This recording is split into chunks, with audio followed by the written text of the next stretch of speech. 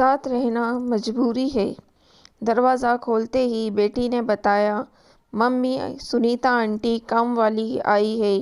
यह खबर सुनते ही संजना की दिन भर की थकान उतर गई। जल्दी से हाथ मुंह धोकर वह किचन में गई तो सुनीता बर्तन मांज रही थी। संजना ने बनावटी गुस्से से कहा, सुनीता कहाँ थी? 3 दिनों से मैं कितनी परेशान हुई हूँ। कुछ भी नहीं बोली और बर्तन मांजती रही। क्या बात है, बोलती क्यों नहीं? संजना ने चाय चढ़ाते हुए पूछा तो वो रोने लगी। उसका चेहरा अपनी ओर कर जब उसने देखा तो उसकी आंखें सूजी हुई थी और होठों के पास थोड़ा जख्म भी था। क्या सुनीता गिर गई थी कहीं? क्या? नहीं दीदी, मेरे आदमी ने मारा, उसने रोते हुए कहा। क्या कह रही है तू? उसने तुझ पर हाथ उठाया? देखने में तो बड़ा शरीफ सा लगता है, फिर सब ये कैसे हुआ? क्या बताऊं दीदी, मेरी तो किस्मत ही फूट गई, कहे सुबक सुबक कर रोने लगी। संजना ने उसे किसी तरह चुप कराया और चाय दी।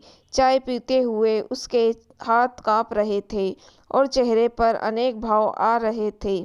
जब वह थोड़ी संयत हुई तो बोली, दीदी उस दिन आपके यहाँ से काम करके जब मैं दूसरे घर गई तो उस दीदी को अचानक कहीं जाना पड़ गया और उन्होंने मेरी छुट्टी जल्दी कर दी। इसलिए मैं उस दिन जल्दी काम से छूटकर घर गई तो देखा मेरा आदमी और मेरी भाभी एक साथ बिस्तर पर। गुस्से से उसका चेहरा तमतमा गया।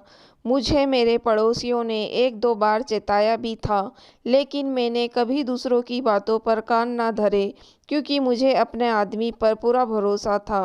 लेकिन उन दोनों ने तो मेरे भरोसे को तार-तार कर दिया। मैंने उन दोनों को खरी-खरी सुनाई तो वो मेरी भाभी की तरफदारी करते हुए मुझे ही पीटने लगा और बेशर्म होकर वह तमाशा देखती रही। मुझे पीटता रहा। कमज़ोर हो, पीटती रही। पुलिस को फ़ोन कर देती तो दोनों के होश ठिकाने आ जाते। क्या फ़ायदा दीदी, रहना तो उसके साथ ही है। क्यों रहना है उसके साथ?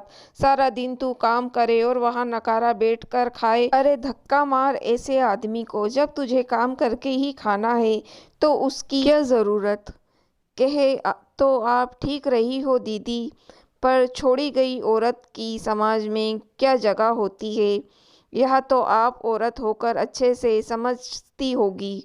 फिर उसने मुझसे माफ़ी मांग ली। अब हम यहाँ नहीं रहेंगे, अपने गांव चले जाएंगे, वहीं कुछ मजदूरी कर लेंगे।